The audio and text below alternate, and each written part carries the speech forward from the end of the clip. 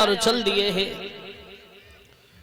विश्वामित्र जी आगे आगे हैं और अपने बेटा को लेकर दोनों प्राणी पीछे पीछे चले जा रहे हैं। कहते हैं चले आओ चले आओ, लेकिन महारानी तारा के पैरों में छाले पड़ गए।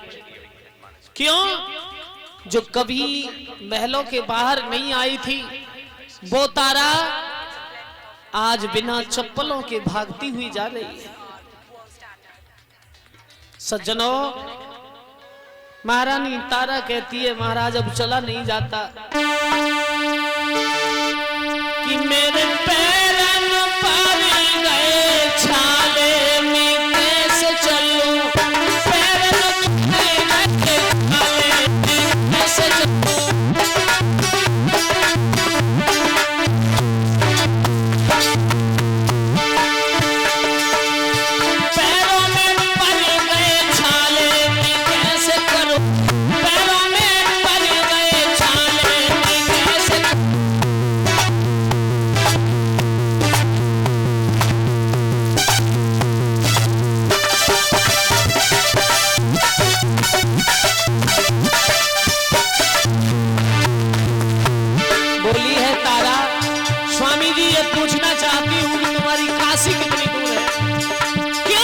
विश्वामित्र ने कहा था कि काशी के बाजार में हम तुम्हें बेचेंगे, चला नहीं जाता।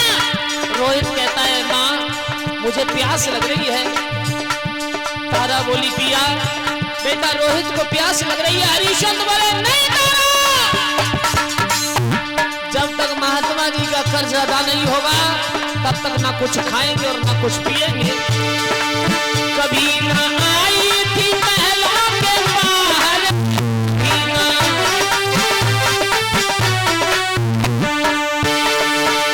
कभी न आई थी महलों के बाहर,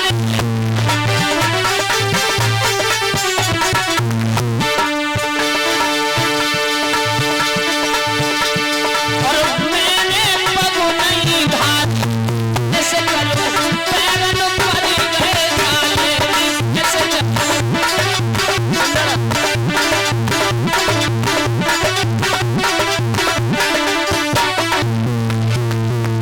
जवाब दिया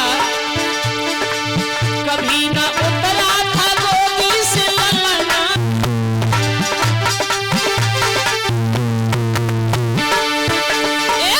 कभी ना उतरा था गोदी से ललना।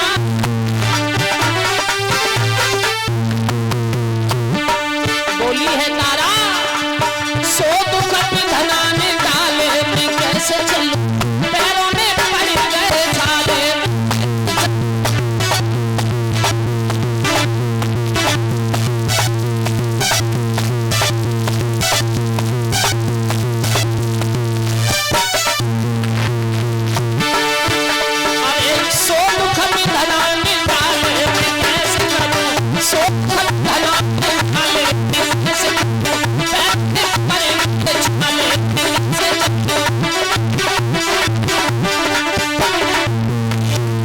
महारानी तारा बोली प्रभु मेरे पैरों में छाले पड़ गए, अब चला नहीं जाता। हरिश्चंद्र ने कहा जब तक साधु जी का कर्ज अदा नहीं होगा तब तक ना कुछ खाएंगे और ना कुछ पिएंगे। विश्वामित्र बोले लो इस कमंडल में पानी है, थोड़ा पानी इस रोहितास को पिला दो। हरिश्चंद्र बोले नहीं तारा, अगर तुमने रोहित को जल पिलाया तो हमारा धर्म नष्ट हो जाएगा। जब तक इनका कर्ज अदा नहीं होगा तब तक हमें ना कुछ खाना ना पीना है। उसी समय महाराज हरिश्चंद्र अपने पुत्र रोहितास को एक वृक्ष की छांव में बिठा के हवा करते हुए, और रोहित को होश आया और उंगली पकड़ के दोनों पति पत्नी आज काशी की ओर चलते जा रहे हैं। पर ध्यान रखना समय इंसान के पास सदा एक सा नहीं होता। क्यों? कभी कोई गरीब होता है, कभी कोई अमीर होता है, कभी दुख है कभी सुख है। जीवन में एक सा समय कभी किसी के ऊपर नहीं आता है। कुछ सोचा कि सदा दिन एक से हमने न किसी पे देखे,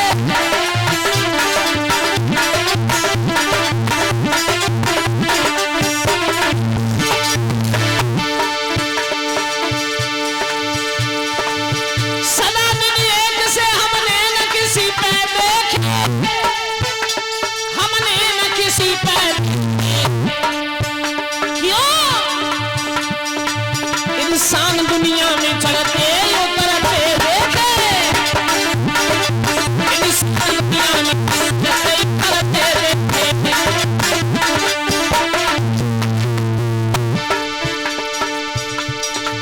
कभी सर्दी कभी गर्मी, ये कुदरत के नजारे हैं, और प्यासे वो भी रह जाते हैं जो गंगा के किनारे हैं।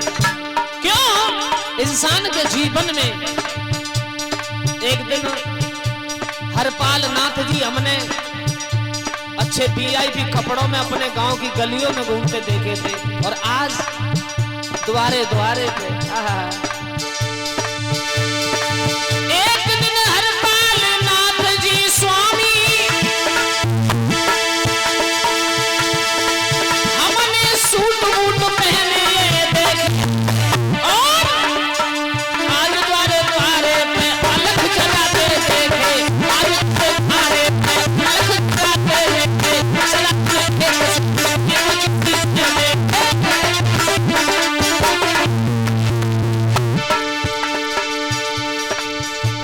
जगपति जी जिनका लाखों का लेना देना, लाखों का लेना देना, लाखों का लेना,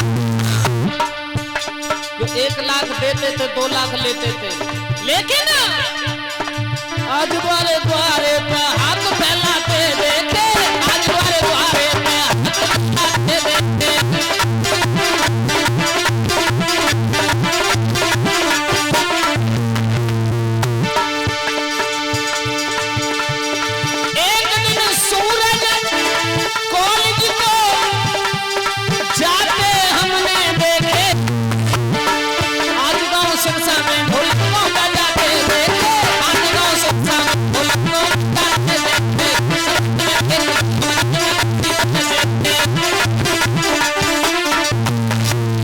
इंसान के जीवन में चढ़ा उतार आता है।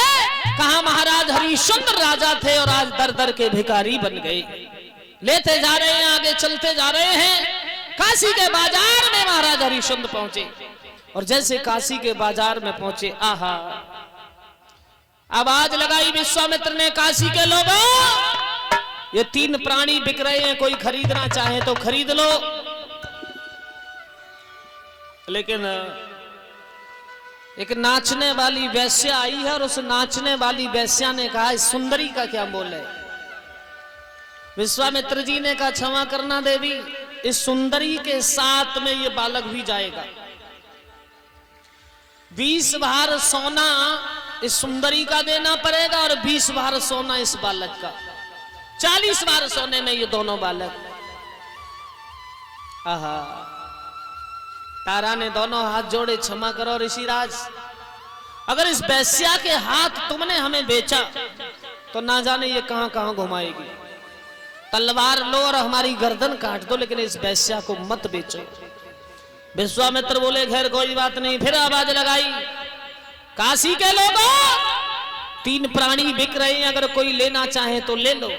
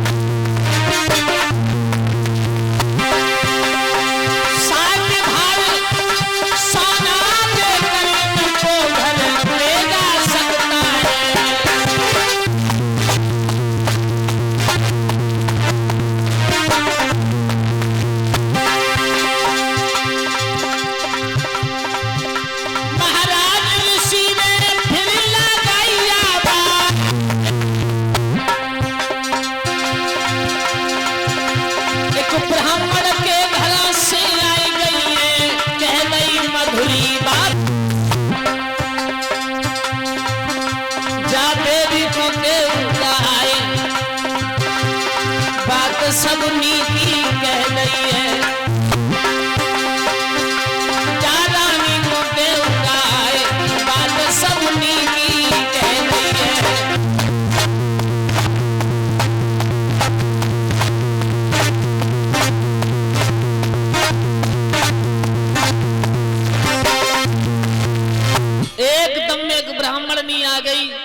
उस ब्राह्मणी ने कहा महाराज सुंदरी का क्या मोल है? जवाब दिया सुंदरी का जो मोल है वो 20 भार सोना। पर ध्यान रखना 20 भार सोने में ये सुंदरी है और 20 भार सोने में इसके साथ ये बालक रोहितास जाएगा। ब्राह्मणी ने 40 भार सोना दे करके आज रानी तारा और रोहितास को खरीद लिया। सोचा ये मेरे घर खाना बनाती रहेगी और ये पुत्र बगिया से फूल लाता रहेगा। सज्जनों, कहां वो रानी थी, आज खाना बनाने को भी तैयार है। महाराज विश्वामित्र ने फिर आवाज लगाई, काशी के लोगों, ये 3 प्राणी बिक रहे, अगर कोई लेना चाहे तो ले लो। एक मेहतर आया है और 20 भार सोने में राजा हरिश्चंद्र को खरीद लिया। तारा ने अपने लाडले को गोदी में लेके कलेजे से लगा लिया। उस मेहतर ने कहा चलो महाराज। और जिस समय हरिश्चंद्र बाजार में अपने पुत्र और अपनी रानी को छोड़ करके चले तो आंखों से आंसुओं की धार बहने लगी। ऐसा कौन सा निर्दयी बाप होगा जो अपने बेटा और अपनी पत्नी को बाजार में बेच करके दूसरे के घर मजदूरी करने जाए। रोहित ने कहा मां, पिताजी। तारा ने कहा कोई बात नहीं बेटा, शाम को घर आएंगे, तुम्हारे लिए भोजन की व्यवस्था करने गए हैं। महारानी तारा की आंखों से आंसू बह रहे हैं।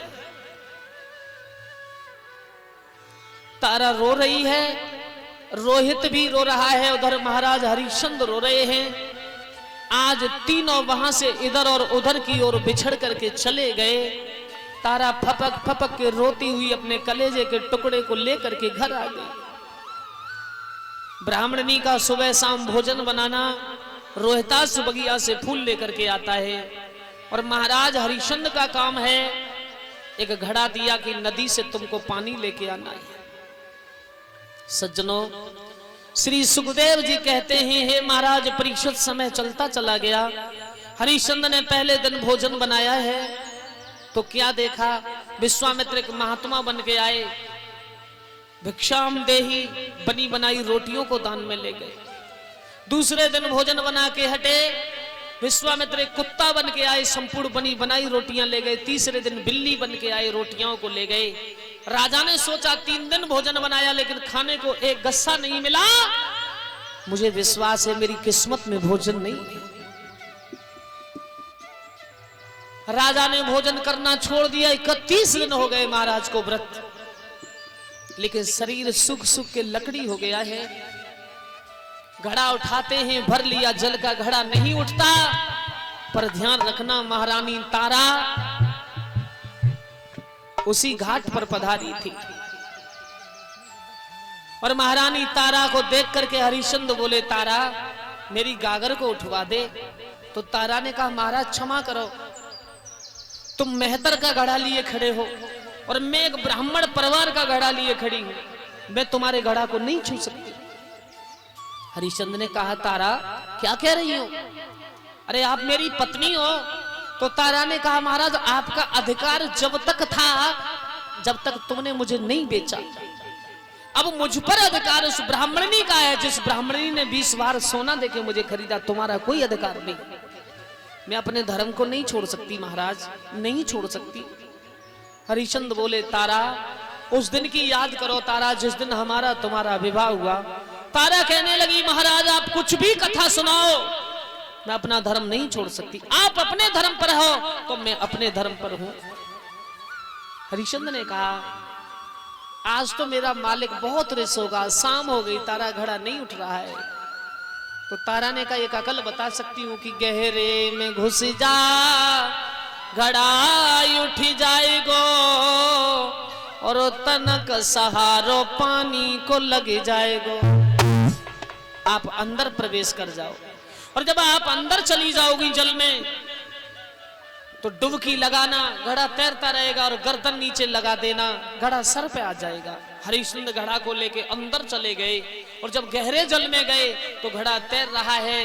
हरिश्चंद्र ने डुबकी लगाई, उस घड़े को सर पे रख लिया है।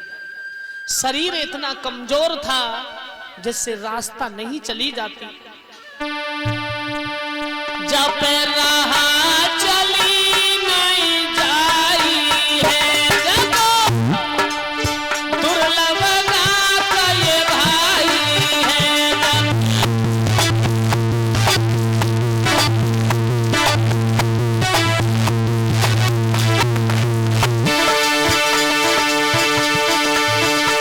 जब नहा चली नहीं जाई है, अरे दुर्लभ का है भाई है, रोटी जानी खाई है, दुख विधना में तो भाई है।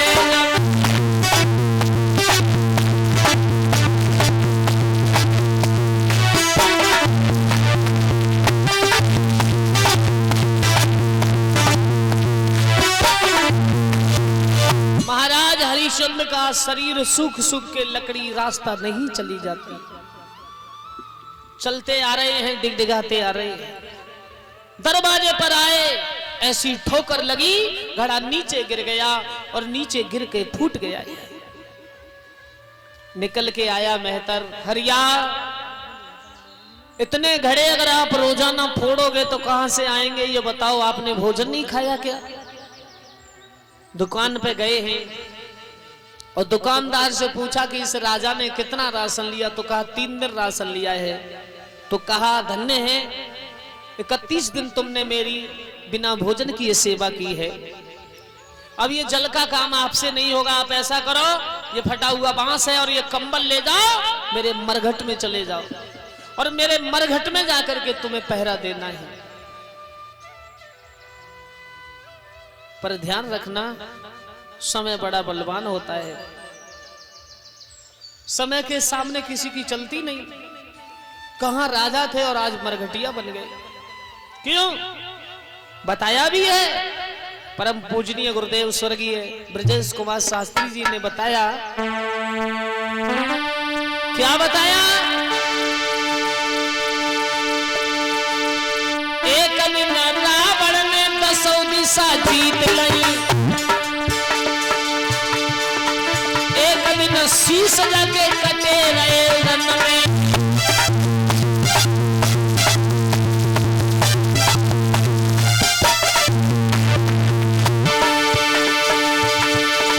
एक दिन रावण ने 10 दिशा जीत लई, एक दिन शीश लगे कटे रहे, एक दिन अर्जुन ने महाभारत जीत लो, एक दिन गोपिका लूटी भीलन में।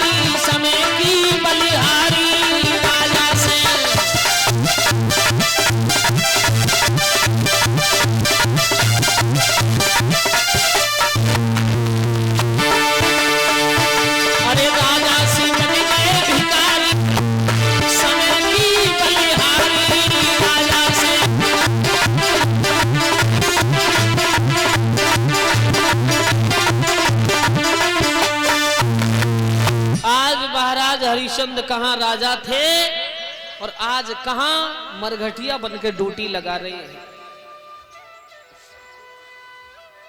श्री सुखदेव जी महाराज कहते हैं एकादशी का दिन आ जाता है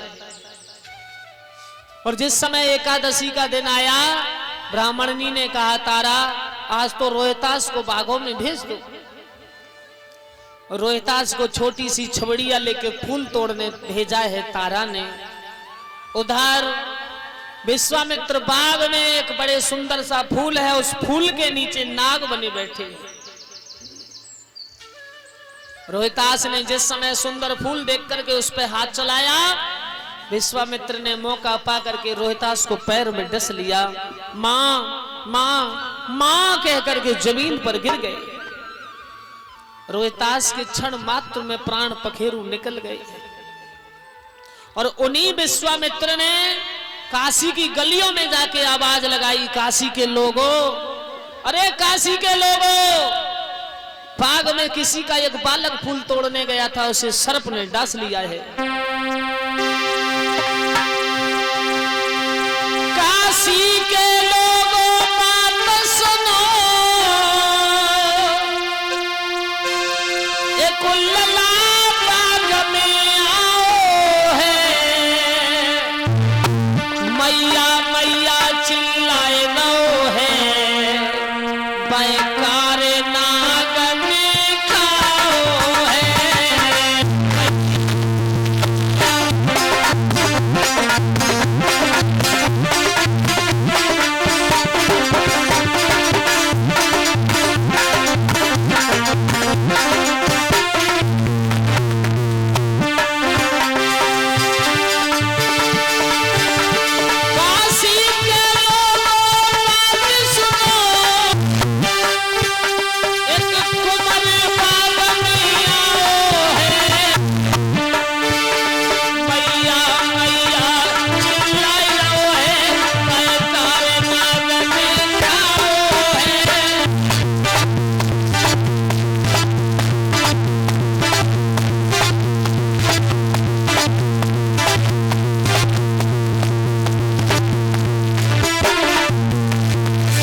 देखा जैसे आवाज रानी तारा के कान में पहुंची, ब्राह्मणी के दोनों हाथ जोड़े, मालकिन अभी अभी मेरा पुत्र रोहित फूल तोड़ने गया, दरवाजे पर एक महात्मा चिल्ला रहा है कि उसे सर्प ने डस लिया। तारा दौड़ी है, आहा, अपने कलेजे के टुकड़े को उठा करके सीने से लगा लिया।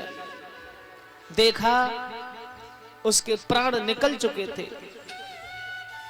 जिस समय उसके प्राण निकल चुके हैं, अपने कलेजे के टुकड़े को जिस समय कलेजे के से लगाया, महारानी तारा रो रही है। वो माली कहने लगा, बहन इस लाश को ले जा करके कहीं आप मरघट में जला दीजिए, अधिक समय तक नहीं रुक पाएगी। आज क्या मुसीबत का पहाड़, पति काशी के बाजार में छूट गए, पुत्र का सहारा था, वो पुत्र भी चल बसा है। रो रही है, आंखों में आंसू है, कहती है, बेटा मेरे लाला मेरे, तू कहाँ गया बेटा, बेटा मेरे लाला मेरे, तू कहाँ गया बेटा।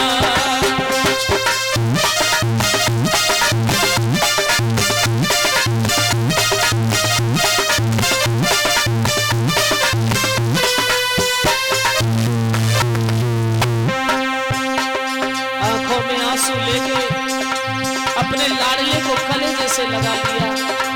बेटा रोहित, बेटा रोहित, बोलो ना बेटा, बोलो ना बेटा। चूमती है, पुचकारती है अपने कलेजे के टुकड़े को। अंदाजा लगाओ क्या गुजर रही होगी इस दुखिया के सीना पर।